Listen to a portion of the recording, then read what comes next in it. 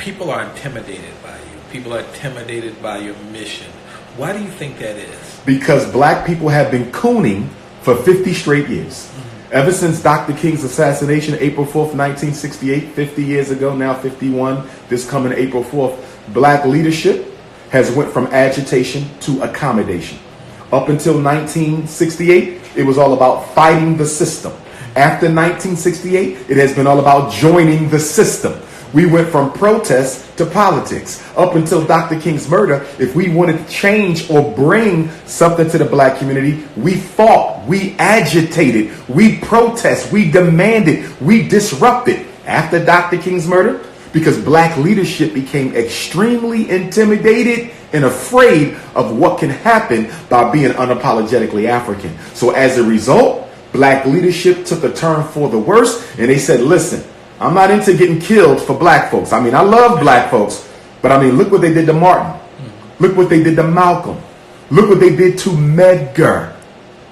Let's go to Africa. Look what they did to Lumumba. Look what they did to Biko. Look what they did to Sobukwe. Look what they did to Amilcar Cabral. I don't want none of that. Blowing up cars and chopping people into pieces. They scared our leadership.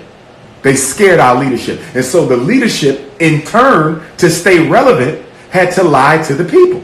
They had to say there's a better way to do this. We have the Civil Rights Bill of 64. We have the Voting Rights Act of 68. The government is kind of giving us some things. Let's stop fighting and let's see if we can build a relationship with our oppressor.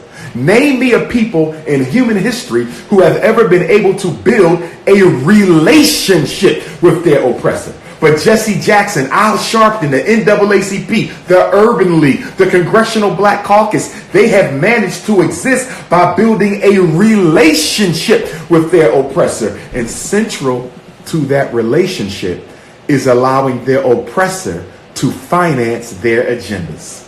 One of the biggest differences in the black struggle pre-68, post-68, is the financing of the black struggle by the very same people we're supposed to be fighting.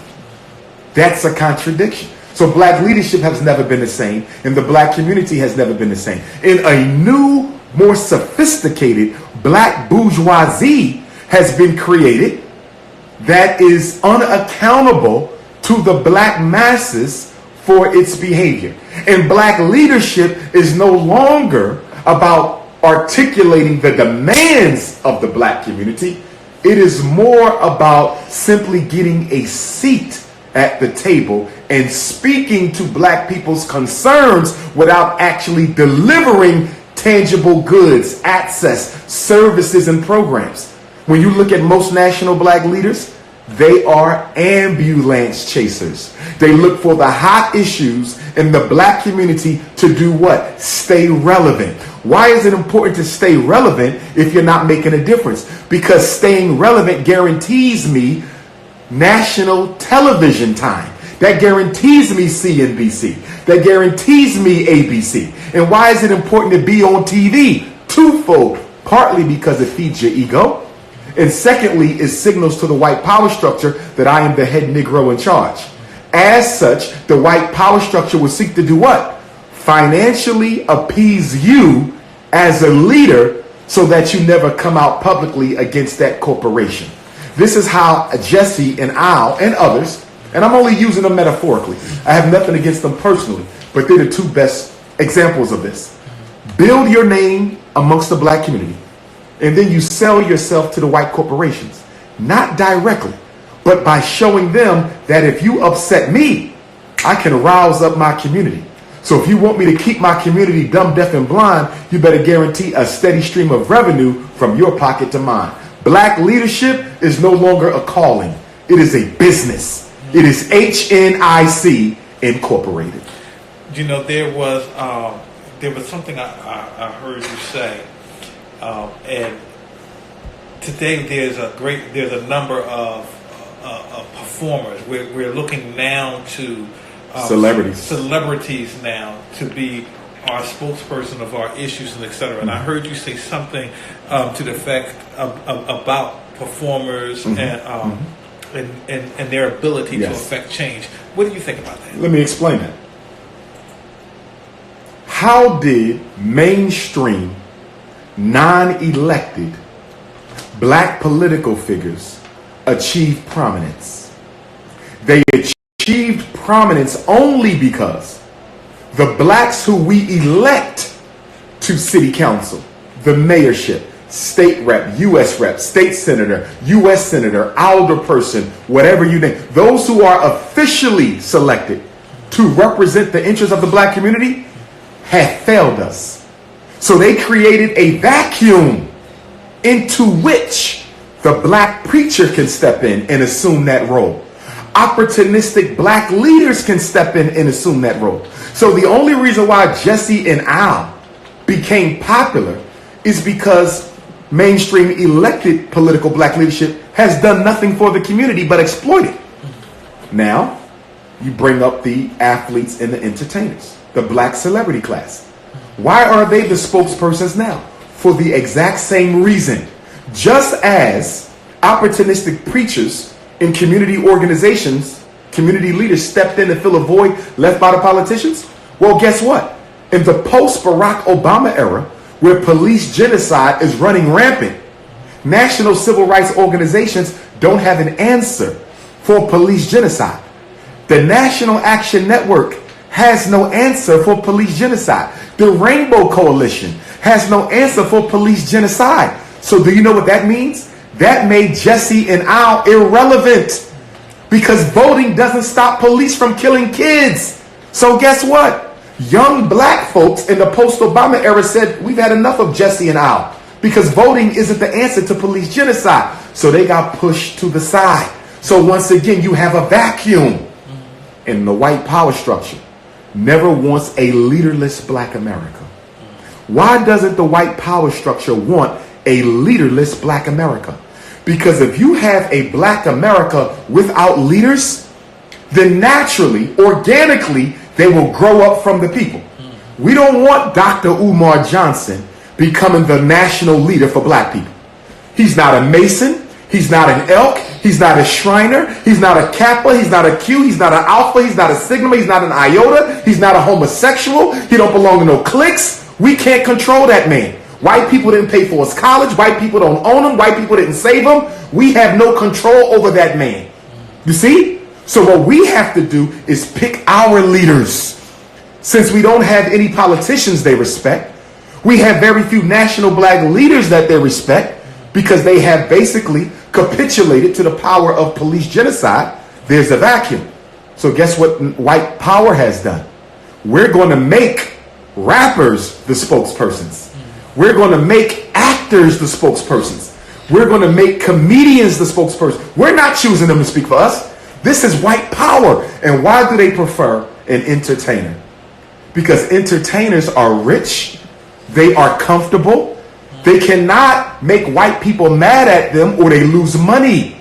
Most rap albums are bought by white suburban kids. Yes, we don't buy, we get the bootlegs. Okay?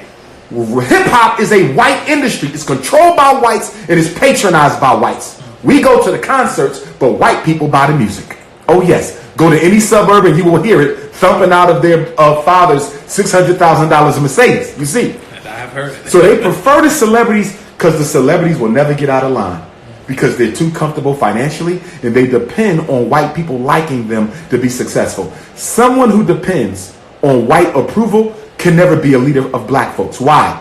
Because in order to effectively lead black people, you're going to piss off a whole hell of a lot of whites. And so, Brother Umar, so what can people do? You know, as you said, I got to raise this issue. There was something I saw on Facebook. It was a picture of, I guess it's a black neighborhood. Okay. But the buildings were dilapidated and run down, the graffiti and stuff on the wall. It was obviously run down under the white presidents and white elected officials. And then they said, and on the top it said something like, this neighborhood under white leadership. Then they had the same picture, no difference, the same picture. And the same buildings, same dilapidation, same poor conditions, and it says this neighborhood under black leadership, black mayor, black president. Nothing has changed. In other words, and it never will. And why? The reason why black politicians can never deliver anything to the black community is because 99% of all black politicians belong to the Democratic Party or the Republican Party. We have very few independent candidates. If you don't have independent candidates, you don't have independent thinking. If you don't have independent political candidates, you don't have independent thinking. So for me, I will never vote for a black politician again in life if they are not independent. Because if you are a Democrat, that means you are obligated to uphold the Democratic Party's agenda. And the Democratic Party's agenda has never been about saving black folks. If it did, why did Bill Clinton revolutionize mass incarceration and lock up more black men than any Republican candidate you can name? Why? So Democrat, Republican is all white power. And here's the more dangerous aspect of belonging to the Democratic Party. Why did they join the party in the first place? To get funding. I'm going to join the Democratic Party so they can fund my council run, so they can fund my state rep run, so they can fund my state senator run. I'm not voting for no Negro who's not an independent politician. If you're a Democrat, you're useless because you're going to do what they tell you to do because you don't want to fall out with the party because you need their votes and you need their backing. The hand that pays is the hand that rules. But I'm not going to blame the politicians totally for this. The people also have responsibility. Because guess what? We're not redirecting our spending so we can fund our own candidates.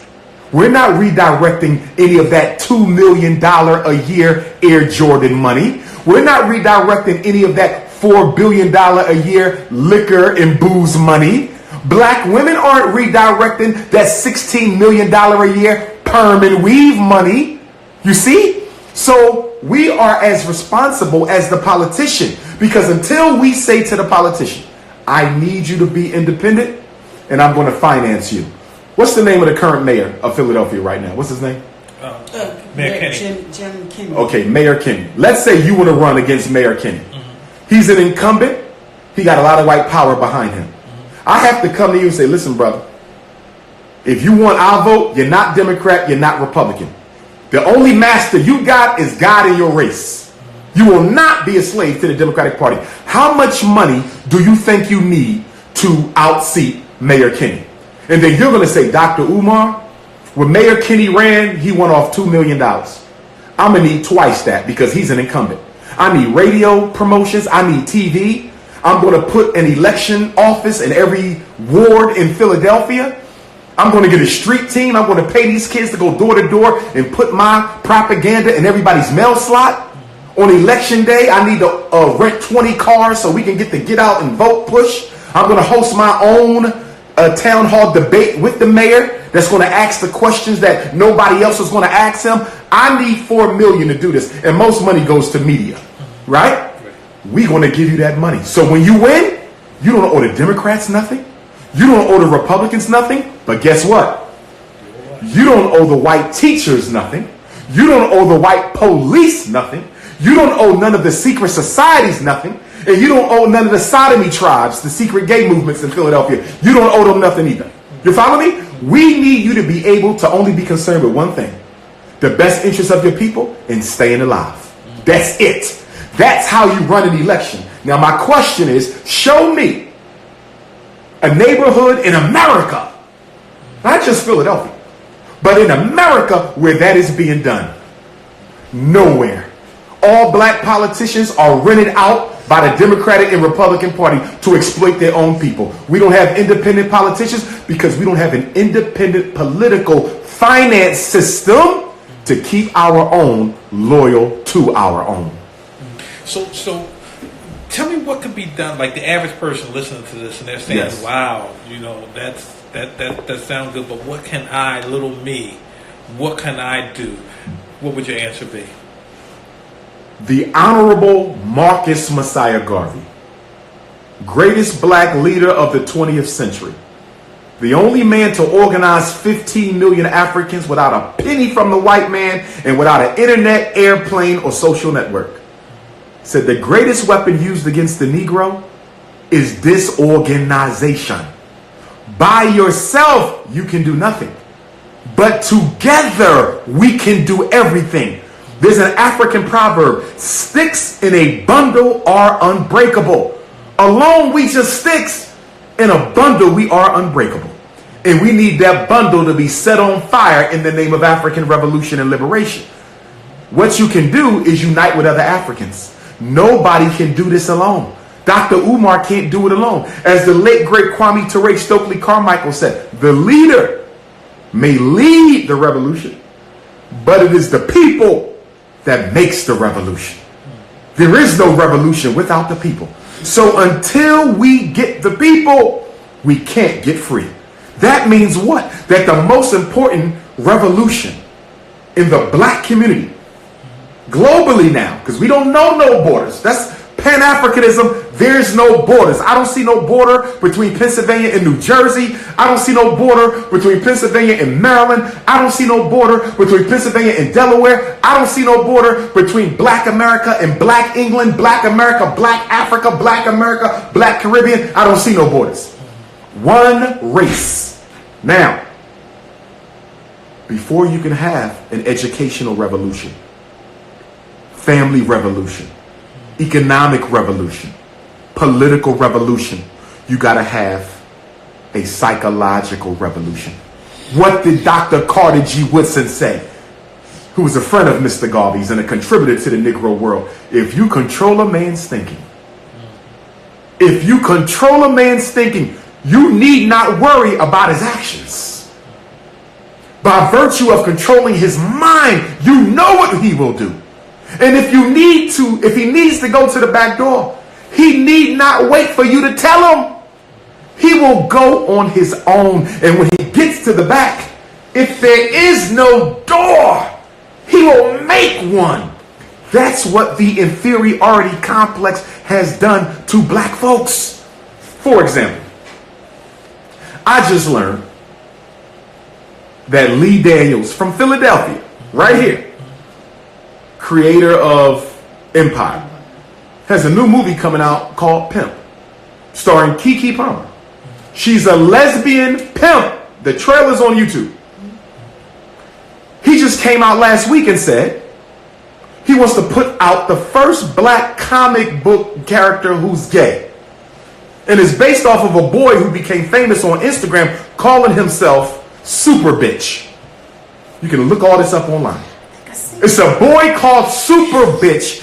He dresses up in women's clothing and he goes around fighting against injustice, and his name is Super Bitch.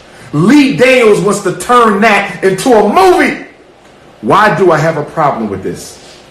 We ain't got a movie on the Garvey movement yet. We haven't had a movie on the Mau Mau. We haven't had a movie on Kwame Nkrumah's Ghanaian Revolution. We haven't had a movie on Queen Mother Nandi of the Maroons, who defeated the Europeans, a black woman in the mountains of Jamaica, and kept them out. We ain't had a movie, a true movie, on the civil rights movement to really show us how we brought America to its knees. So many movies we've not had. DeMarc Vesey still needs a movie. Gabriel Prosser still needs a movie. Queen Mother Harriet has an old movie, but she needs a new one. All these great periods in the African history that we can use to motivate and invigorate our people, and instead he wants to make movies about super bitches and gay lesbian pimps. Psychological revolution. And here's the problem. The longer we wait, the worse the collective consciousness becomes. Brother, believe you me, Social Network couldn't have come at a worse time for us. Do you feel me? I do. What is Social Network?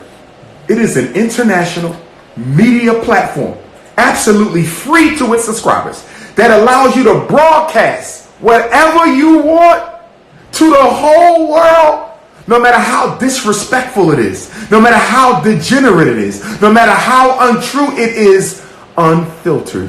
Before Social Network, you had to get a newspaper to put that story in there. You had to get a magazine to put that story in there. You had to get a radio station to run that story. There's an editor. That's why they have editors to prove what stories is going in here. Not with Social Network. An 8-year-old kid can open up a Twitter and not only put out stories, he can put out selfie videos and, You understand? Open up a Facebook page and put lies out and filth. When I go through Facebook, you know what I see? Nothing but the highlighting of the worst acts of self-disrespect in our community. I'm seeing people film fights of our children. I'm seeing people film men beating on women. I'm seeing people filming women twerking. You go on Instagram. Instagram is damn near a soft porn platform. Every black woman wants to show her curves. They ain't talking about nothing. They ain't thinking about nothing. But the minute somebody touches her, me too. I'm twerking all day long on Instagram. I'm twerking all day long on Instagram. My breast is out. My butt is out. But if you touch me, I'm a me too your ass. Come on, y'all. Come on, y'all. Bill Cosby sitting in a cell for something I don't think he did, simply because he didn't learn how to stay away from white women, and the white power structure decided to use the same women Bill Cosby took company with to destroy him. I hope black men took a lesson from the Cosby case. And what is that lesson? You can sleep with all the white women you want, you can sex them, you can marry them, you can give them your babies, but at the end of the day, she is loyal to her own race. Her love of you does not distract her from her obligations to white power. Only black people are distracted by their obligations to black power. The music industry, the music, movies, I'm going to just say media, all of black media. Black media. Disgraceful. Now, what can grassroots people do? Because we have it. We have it just like those who pervert our culture have access to it. How do you think we could use it now to really change what's being portrayed on it? Number one, and I proudly speak on behalf of the founders of the first black newspaper in America, John Brown Russwurm, Pan-Africanist before Garvey from Jamaica. He's the first black man in America to get a college degree. He co-founded Freedom's Journal in New York with Samuel Cornish. The first black newspaper was founded by Pan-Africanists to do what? Agitate and educate. Black media got two responsibilities. Inform us, educate, and then help us fight, agitate. They not doing either. Guess what black media has become? An ambulance chaser for sensationalism, gossip, character assassination, and anything negative that keeps black people's attention. Black media is a disgrace. The best thing that your station can do and other grassroots stations can do, stick to covering real news. I would be very disappointed to find out that Philly Hot Radio is spending most of its time talking about the NBA or the NFL or the next Beyonce concert or the latest reality show or Meek Mill's next album. You can touch on it quickly, but that is not your purpose. You are not here to entertain. You are here to educate, invigorate, and agitate. Black media has gotten away from its agitation and education requirement, and we are now just sensationalism. Ebony Jet, sensationalism. Nearly every black newspaper I read, sensationalism. Shout out to the Nation of Islam's Final Call. Shout out to the Nation of Islam's Final Call. Shout out to the Amsterdam News of New York. Shout out to the Amsterdam News of New York, because they still cover real news. They still, and we got some other ones. Scoop does a good job of keeping to, but Scoop is kind of been taken over by the black bourgeoisie. There's a lot of things in Philadelphia going on that they not dealing with, but it's still better than most. So we need to refocus black media, especially now, brother, because we are in our worst period in our sojourn in America. Okay? We've been here for 400 years as of this coming August the 21st, Nat Turner Day, 2019. And I don't think that's a coincidence that the quadricentennial of blacks, 400 years, August 20th, 1619, August the 21st, 2019 will be our first day of our 5th century. That's also Nat Turner Day. That's also Haitian Revolution Day. That's also George Jackson Day. That's also the day I was born, 821, right? Let's look at these 4 centuries. From 1619 to 1719. That was a century of trauma. We got snatched up by these white folks. These Neanderthals came and took us, whipping us, beating us, changing our names. What the white man did to the black man that first century, we never even heard of it. We never even had literature that talked about the dehumanizing experience that he put us through. And let's be clear, slavery was dehumanization. Slavery wasn't about free work.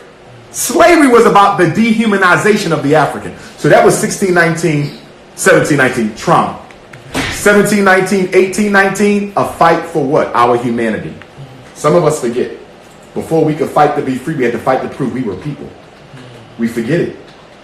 We had to prove that we were human beings.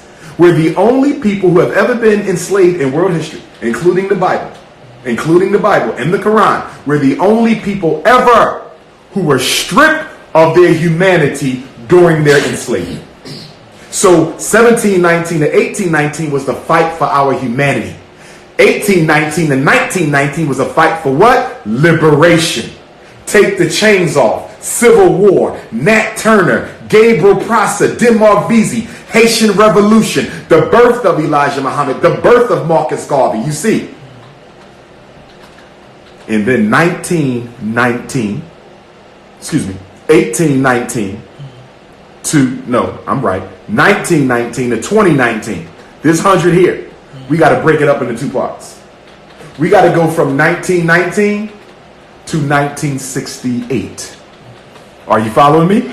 And then we got to go from 68 to today. Why do we got to break it up?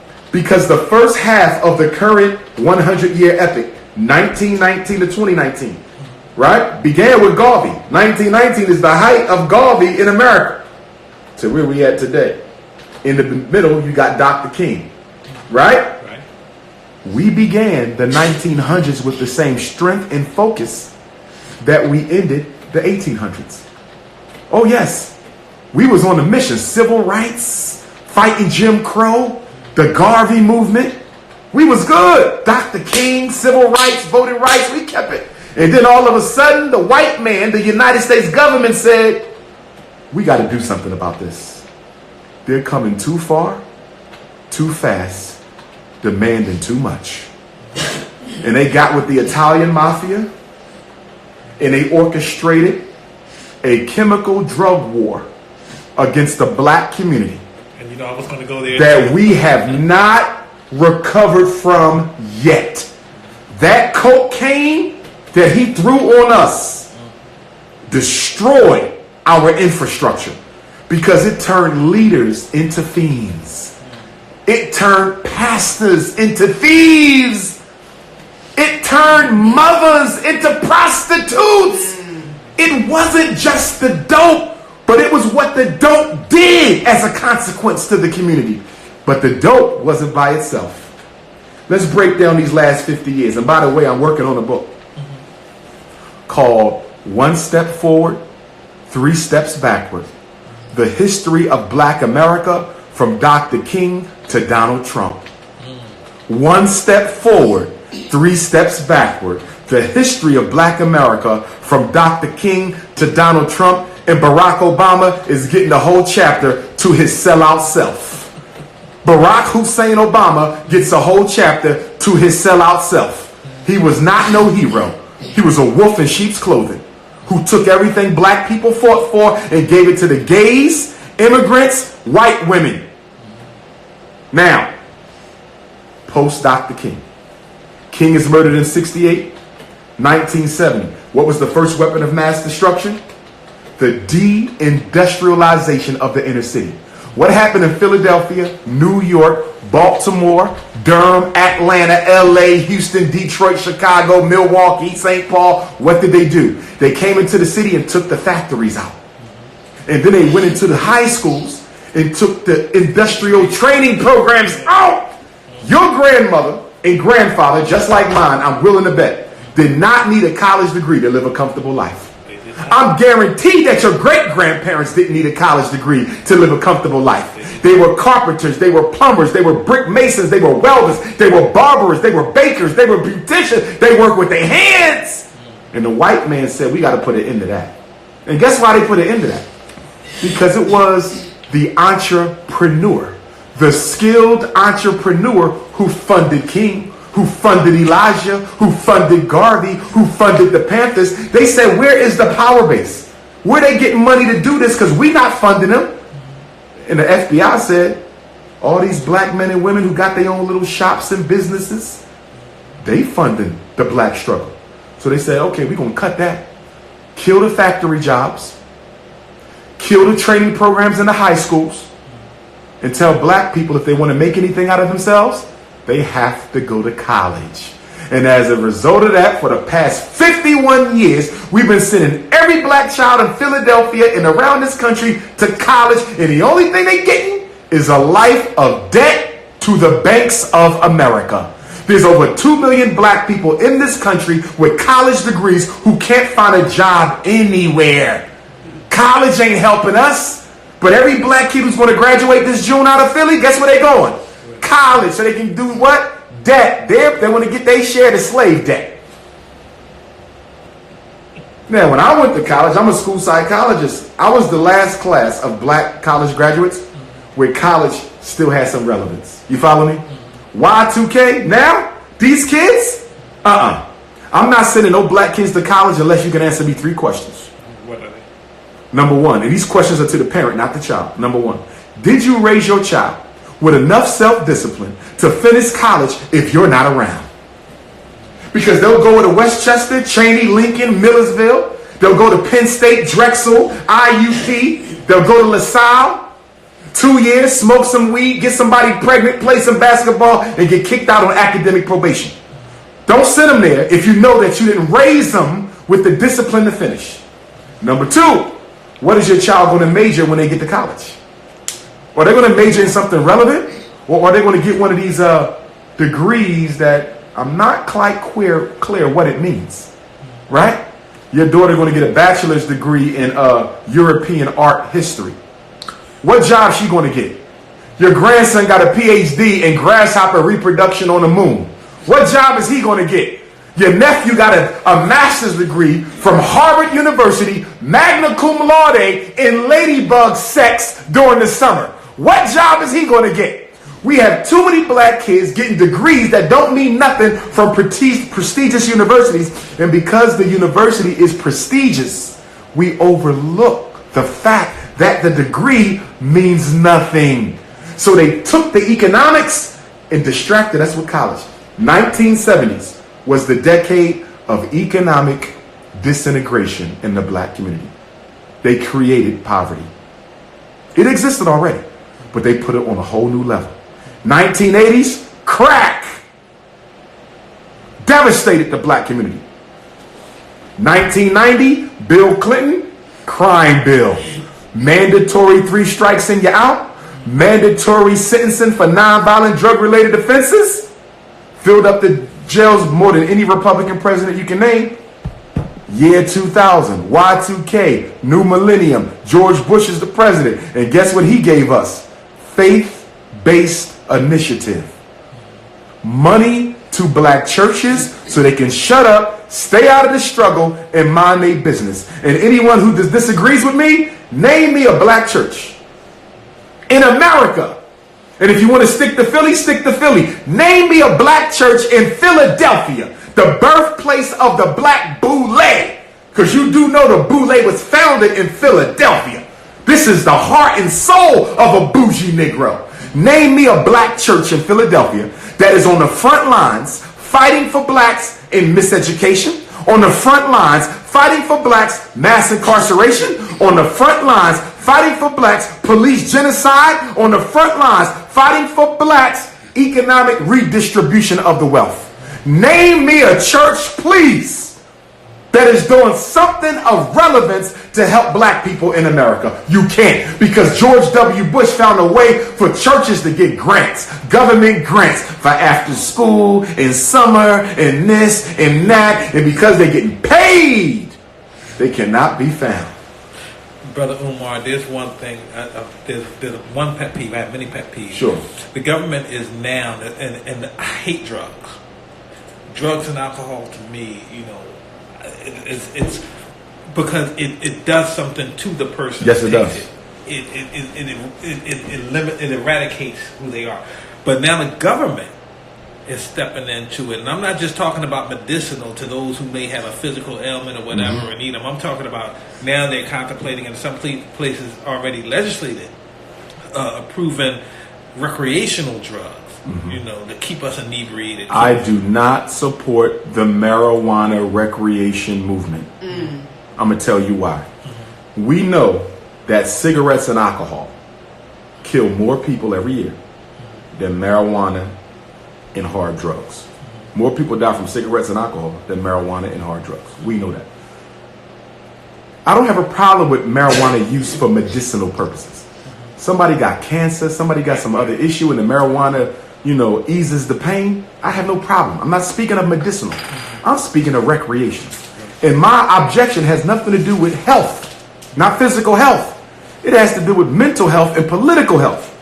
The last thing you need to give an oppressed, lazy ass people is another distraction to keep their ass oppressed and lazy.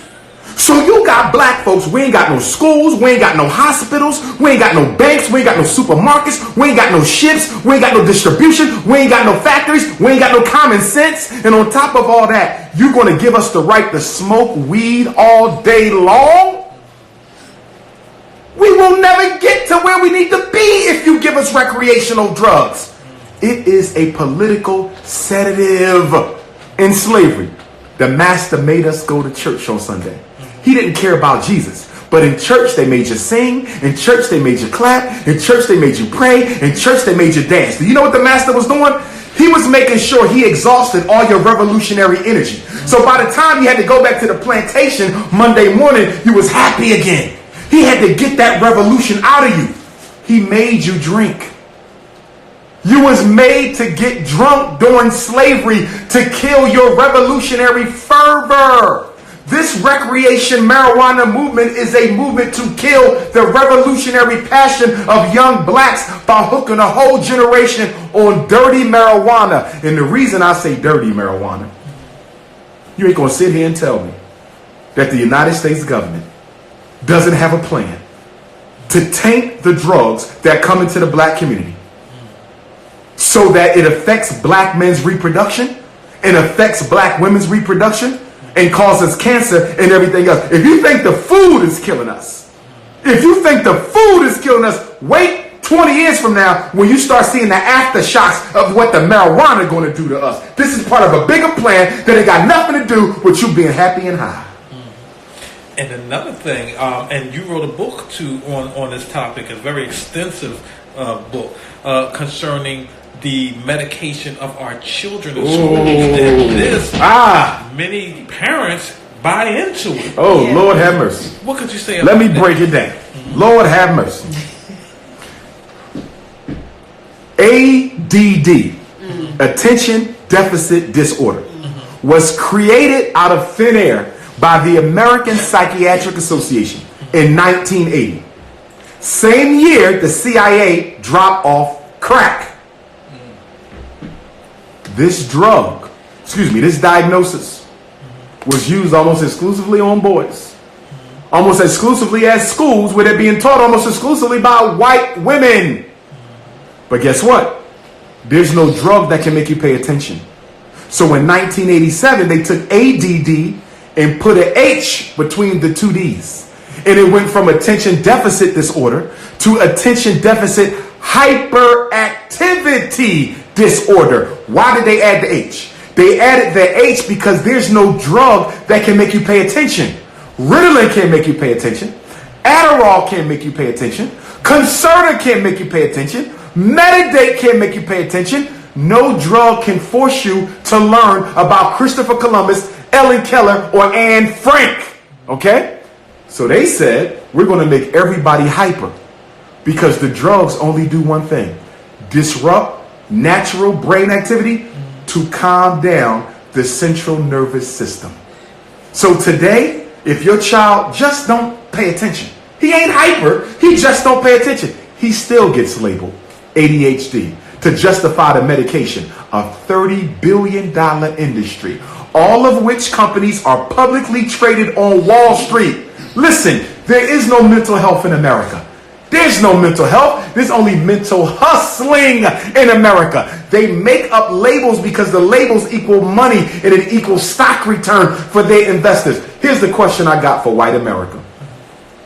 If drugs are bad, and you're locking up millions of black men for selling and using crack.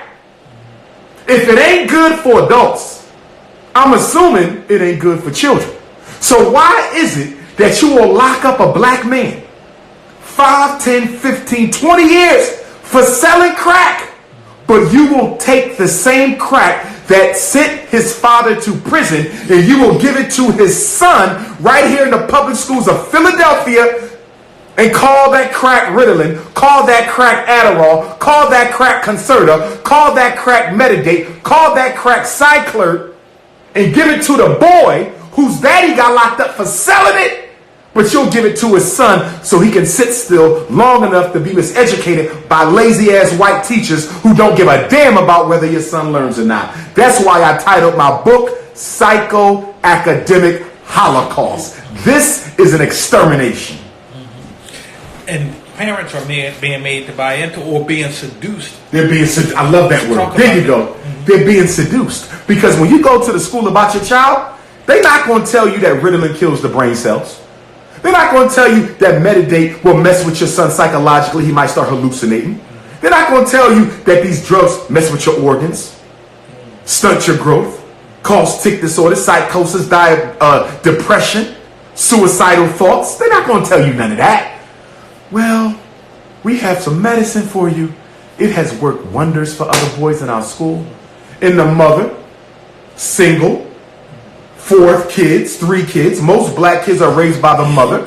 Not because fathers are no good, but because all the fathers are in jail. And the white feminist movement has convinced black women that the black man is her problem. So not only is the father not there because the white man disadvantaged him, the white woman tells the black woman that he's a lazy, shiftless Negro and don't have a job because he don't want to work. And they say, instead of worrying about these black men, go get you a nice white man like Senator Kamala Harris wants to do with the White House. Put a white man in front of our black daughters and say, hey, you don't need black men anymore. Come get a white one. Just like the Meghan Markle marriage to Prince Harry. Same thing. Selling black girls white men. And it's all in the favor of what? Destruction of the black family. But that word you said, seduced. They're seduced to put their children on these drugs because they're not told the truth. Seduction is the opposite of truth. Seduce or the truth, one or the other. And the moms don't know. But here's what happens. They give into it because they think it's going to help, right? And it does. He now sits still, but he's also sleeping all day. You follow me? Gotcha. All day. Now he ain't learning. But the teacher don't care because she don't care if he learns. She just needed him to act right. Public school is an extension of the prison system. And just like with any other inmate, what is the number one responsibility of the CO? To monitor behavior. What do they do in public schools of Philadelphia? Their number one concern is what? Behavior. They don't care if your son can learn. They don't care if he's smart. They don't care if he's gifted. We don't give a damn about that. We only want him to control himself. Public school and prison are one and the same. Instruments of control. The only difference is the prison got beds and the public school don't. So hold on. She give her son this medicine. Now he don't want to eat. Or he overeating, gaining too much weight, losing too much weight. Now the mother says, he ain't taking that no more. Then guess what the school does? Child Protective Services, DHS. I would like to make a report. We have a young man in our school, 8-year-old Randy Jackson. He's been diagnosed ADHD. He's been prescribed Ritalin and Concerta. And we found out today from him, because we don't teach our kids to keep their damn mouth shut. We found out from little Randy that his mother hasn't given him his medicine in over 2 weeks. This is an anonymous report. Next thing you know, they're knocking at the mother's door, investigating her. And guess what they do? They're going to threaten her. Put him back on them drugs. If you don't put him back on the drugs, we're taking Randy. But guess what? We're not only going to take Randy. We're going to take Rashida. We're going to take Raheem. We're going to take Raquita. We taking all the kids because that's what they do. They don't just take the one. They find you unfit and they take all your kids out your house. It's called medical neglect. That's the new word. I want everybody to hear this. Medical neglect. Failure to give your child psychiatric medications for a diagnosis that you can't even prove exists. Do you know you can't even prove ADHD? Did you know you can't prove conduct disorder? Did you know you can't prove oppositional defiant disorder? Did you know you can't prove mild mental retardation? You can't even prove it. It's an idea. Let's not stop. You can't prove an emotional disturbance. And guess what else you can't prove? You can't prove a reading disability, and you can't prove a math disability. And guess what? Most black kids in special ed for reading and math, they don't have reading and math learning disabilities. They got lazy disabilities. Their asses is lazy. They don't want to learn. They don't want to apply themselves. And they got a mother and father at home that's just as lazy as they are. That's why I want my own school. It won't be no special ed, won't be no Ritalin, won't be no ADHD, won't be no conduct disorder.